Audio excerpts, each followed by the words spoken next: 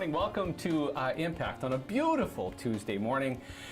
We are like a week away from the start of school. I don't know how that happened. I know we're at Composite High School, and what a transformation over the last couple of weeks as it gets ready for the start of classes and massive renovation happening.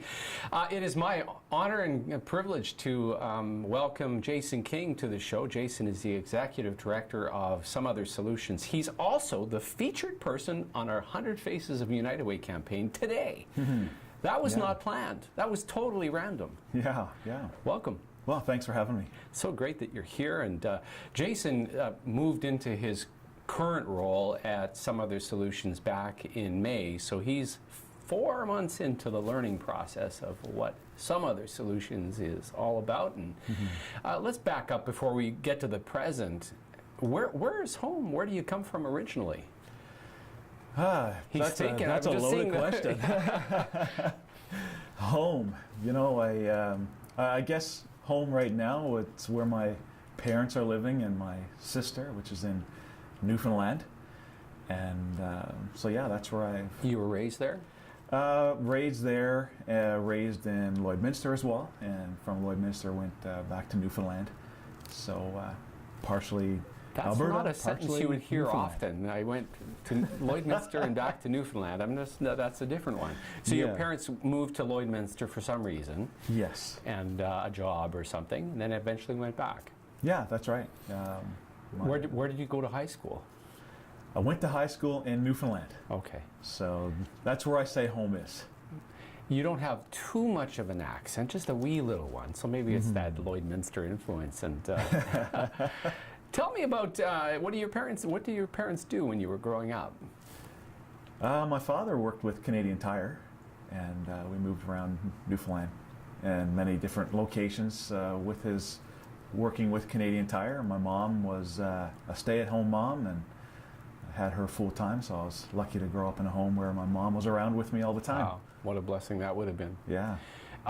University, did you go off and get an education?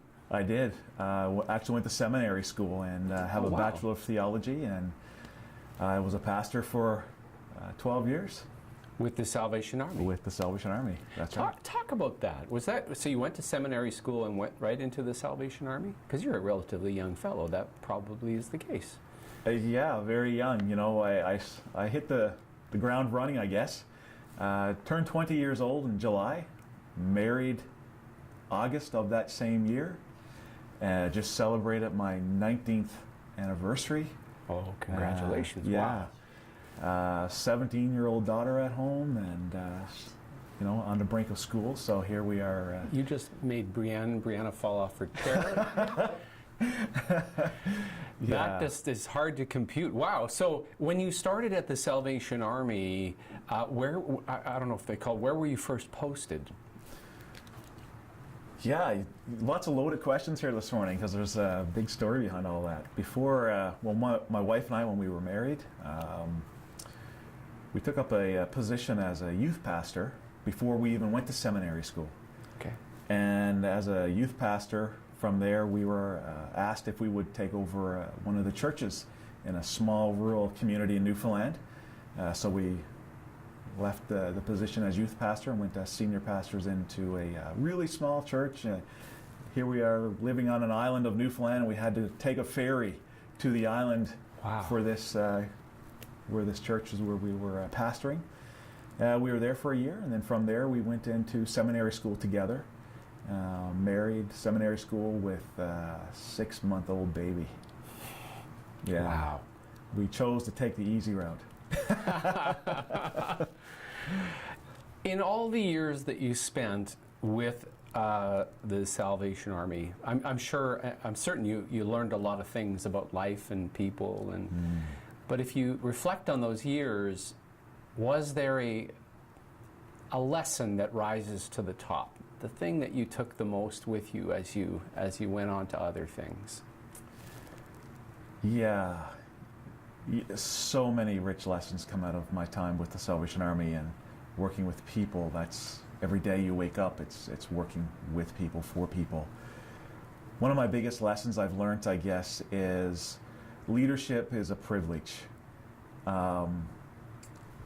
people give you the privilege of leading them, it's not something you can go in and just do. If you go in and assume that you'll have their respect and you can lead them, I think you're going in with the wrong mentality.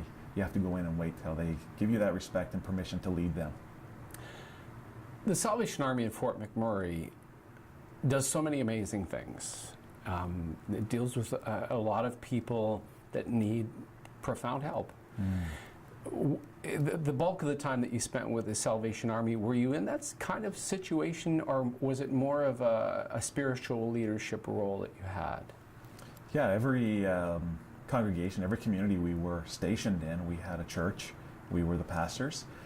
We had a food bank that was always associated with the church, a thrift store. We had community disaster services unit with our church as well. And in St. Albert, I had the privilege while I was there as the pastor with the Salvation Army as being the chaplain for the fire department. Wow. Yeah.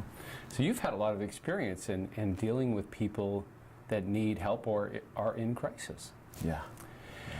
So after your term with the Salvation Army, something must have happened where you changed things up a little bit. What precipitated the change, and was that what brought you to Fort McMurray? Yeah, this is the one that turns a lot of heads as well, because it was quite a leap. I went from the nonprofit, being a spiritual leader in a church, to working retail. I went in with Canadian Tire, and quite a change. Okay, there's got to be a wonderful why in there somewhere. Why? It was in 2010, and my wife and I decided we needed a change. We were moving around a lot with the Salvation Army, and we decided we wanted to create some roots for our daughter. And we decided to make Fort McMurray our home, and to help in that transition of making this our home and finding employment, I had an opportunity to come up with Canadian Tire to go in there as store manager, and I took the chance, and I went in there, and I did some business training in university, so I wanted to sort of exercise I knew the nonprofit side, now I wanted to get into the profit side and see what that was all about. Oh boy. Yeah. So you became the store manager, or a store manager? You were in charge? Yeah, it was two of us there. Wow. There was a general manager and a store manager. Yeah. Crazy. So I'm fascinated to know, that is a dramatically different kind of profession. What did you take out of that experience that then, we won't talk about where you went next, but what did you take out of the Canadian Tire experience that you can leverage today? Lots of good business lessons there. And when you look at the business side of things, I guess productivity, you learn to value time more, I looked at budgeting better, so just all around it helped me develop more as a business person, where some things I never used to pay attention to as much in the social realm, because I never had to, but there I had to look at inventory levels, I had to make sure money was being spent the way it was spent, and you had to look at the turns, you look at the economy, the broader community itself, to ensure that what you're stocking your store with was the appropriate stock that was the community was looking for. So many different lessons. In those years, I recall it was Frank Soroka. Frank Soroka. Yeah. So one of the issues that Canadian Tire was facing at the time was getting staff. And you guys were doing some really innovative things about hiring new Canadians into roles and making them feel incredibly valued and connected to the community. Was that part of what your role was at the time? Yeah, I wasn't involved directly in the actual application process. But yeah, we could make referrals. We had a lady in the office that dealt with that more so than we did as the managers. But yeah, it was hard trying to retain staff when you look at what we were paying and what the other jobs available in the community were.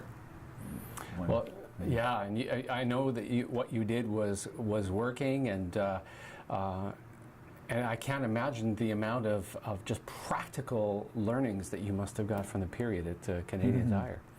Well, at some point you left that, but we're going to take a break first. My guest this morning, Jason King, he is the executive director today of Some Other Solutions. He started off as a pastor with the Salvation Army, spent a number of years there, decided to make Fort McMurray your home. That used to be the name of a radio show right here on 91.1 The Bridge. Did you know? Yeah, I didn't know that. Too funny. Making Fort McMurray your home. And so you leapt into the retail side of things, and then you leapt out of retail into another organization that we're going to talk about when we come back from the break. You're listening to Impact right here on 91.1 The Bridge.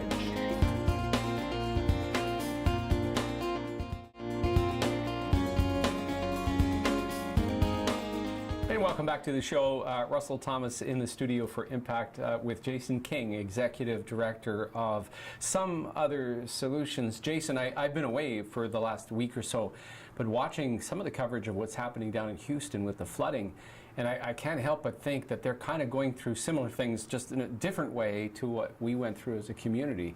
Devastating to see the images. Oh, is it ever? And my wife and I were just chatting about this last night in our own home, and prior to what we experienced here in Fort McMurray ourselves, you sort of, when you see these things in world events, you were sort of detached from it. But now you feel what they're feeling themselves. Yeah. There was one image of what looked to be a senior's home of some kind, and the seniors were in the home, in their chairs, but the water was up to their waist, but they hadn't been rescued yet. It was just almost hard to imagine. And I know the rain has not stopped, so our thoughts are with the people of Houston. Of course, the chair of the United Way campaign this year started with the United Way in Houston, in the greater Houston area back in the late 1980s. So I'm sure Steve, his thoughts are with the folks down there as well.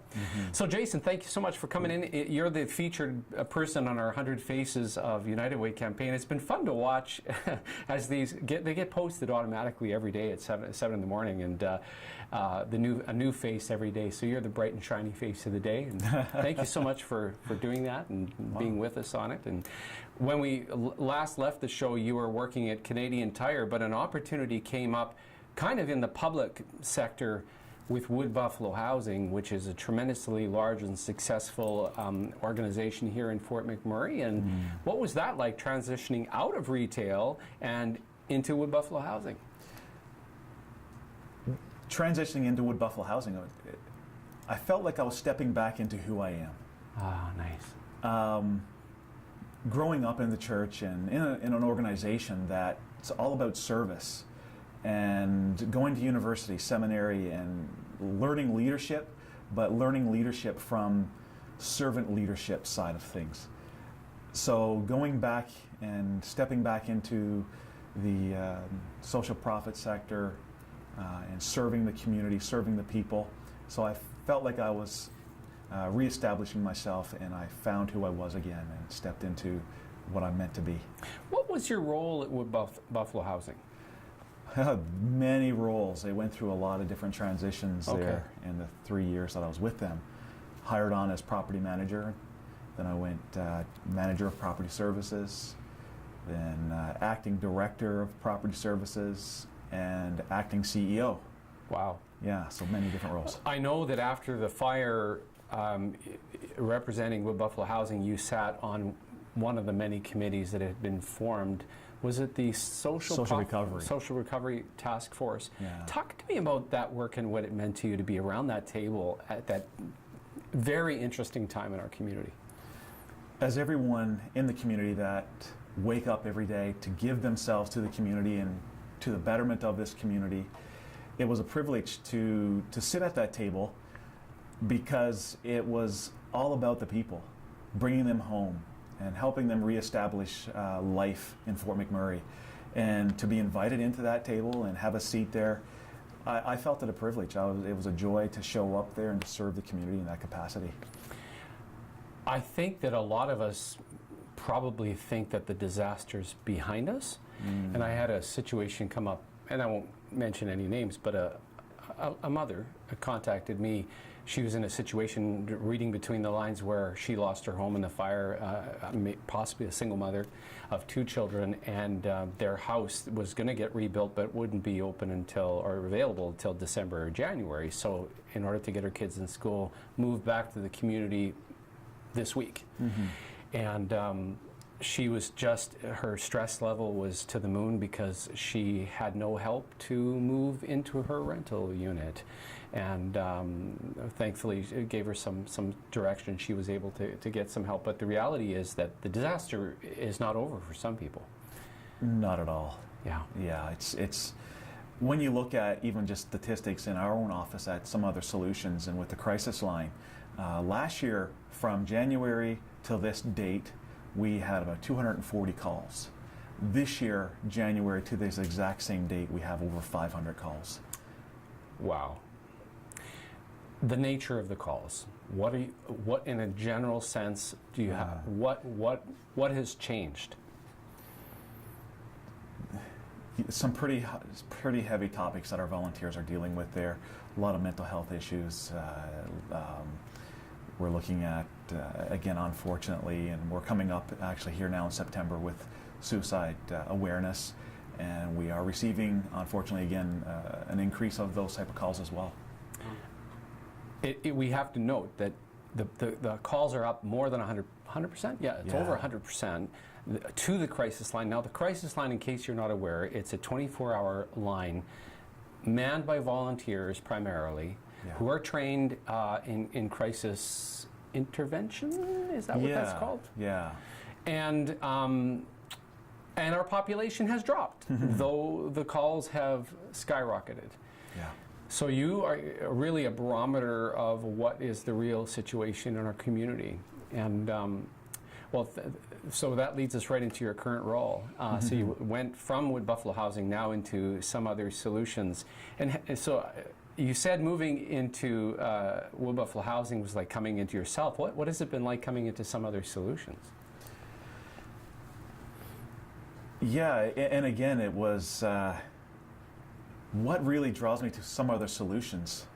It was their mission and how they approach what they do. It's all about empowering people and building their capacity to serve themselves, but also to serve others.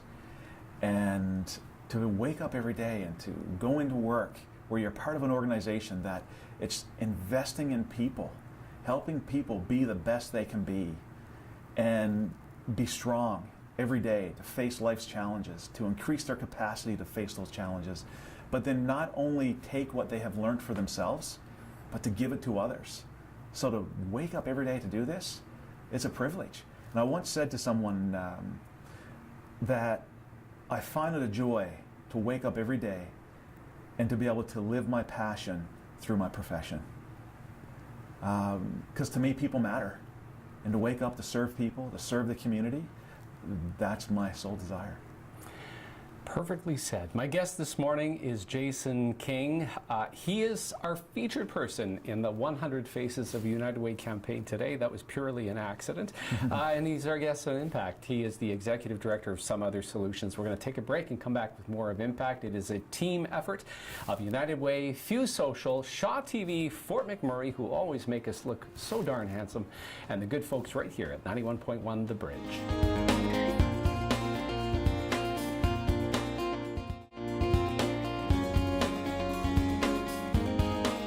Welcome back to the show. A big thanks to my colleague at the United Way, Hannah Fridhead, for filling in for me last week. She interviewed Crystal Pelletier from the Fort McMurray Catholic School Division, one of our workplace campaign chairs. Thanks, Hannah. She's just an awesome colleague to work with and a great community contributor. My guest this morning, Jason King, is the Executive Director of Some Other Solutions. He came to that organization from some great work with Wood Buffalo Housing. Prior to that, he discovered the joys and the tribulations of retail, and before that he was with the Salvation Army for a number of years, pastoring in a variety of different locations. So Some Other Solutions, you've been there 4 months now, and if you get stopped on the street by somebody and they say where you work and you say, oh, I'm at Some Other Solutions, oh, I've never heard of that, what is that all about? How would you answer? I would answer is that we're an organization that show up every day and we meet people right where they are. We show up, and wherever you are, it's whatever you're experiencing in life at that moment, we're here to help. And if we don't have the answer internally, we will find you some other solution. Okay, so talk a bit about how you do that. So you have a physical location, which is on, is it either Fraser or Manning? I always screw that one up. Manning. Manning, on Manning, right downtown. So how do you help people where they are? What are the key programs and services that you offer? Yeah, vast amount of programs there. We have a lady that's, a team actually, that's involved in the grief and loss. And with Linda, that, Linda, Yeah, amazing lady. Yeah. Amazing. She's done a lot of great work in the community and continues to do a lot of great work. And she'll actually go into anyone's workspace that's invited in for staff meetings. She'll go in and she'll have conversations with their team and talk about the grief and loss cycle and where they are in that cycle. She'll meet one-on-one and help individuals just to partner with them and see them through that tough time of life. We have a child and youth team that actually invests their lives daily in the schools with the youth, and they work with all the teachers and the counselors in those schools. There's different programs where they even help build the capacity in our youth when it comes to leadership. We have a SAS program where if it's a youth in the school that we see leadership potential in them, we'll take them through a process and help develop them into a leader, and now they are actually becoming a leader amongst their peers as well. So there's many different ways that we actually build that capacity and help out. Because JD gets twitchy when we use acronyms, what does SAS stand for? Oh, wow, I think you just stumped me. I can tell you. Okay. Students supporting students. Am I right? Students assisting students. There we go. Read between the lines. And we have Justin, our marketing guy, in the background here, so thanks for saving us. But what a wonderful thing, empowering kids to help other kids. Marvelous. And you run summer camps, I know that, over the summer. Yes. Which is awesome. You have the crisis line. Yes. So obviously as part of that, you're training people to work the lines. Yeah. That's got to be a brave person to, honestly, to be volunteering to take those kind of calls. How many volunteers do you guys have? Fluctuates the amount of volunteers. Some people come in, they'll just give a 6-month term. Some stay on permanently. I think right now we're maybe up around 11 permanent volunteers. But again, it goes up and down depending on the time of year it is. Talk about your team, because as a leader, you know in your heart that you cannot do it alone. My sense is you have an amazing team at some of their solutions. Prior to you coming there, I actually did a workshop with the whole team and was blown away by it. Talk about your team. I wouldn't be able to do what I'm doing without the team. I'm not an expert in this field. I show up every day and I just lead the team. They show up every day and they're on the front line. They're the ones that are out there and training the volunteers. They are the ones that take those tough calls. If somebody's looking for assistance, help through whatever they are facing. So yeah, I wouldn't be able to show up. They're a phenomenal team, lots of great experiences, well-educated people there, and fantastic individuals to work with.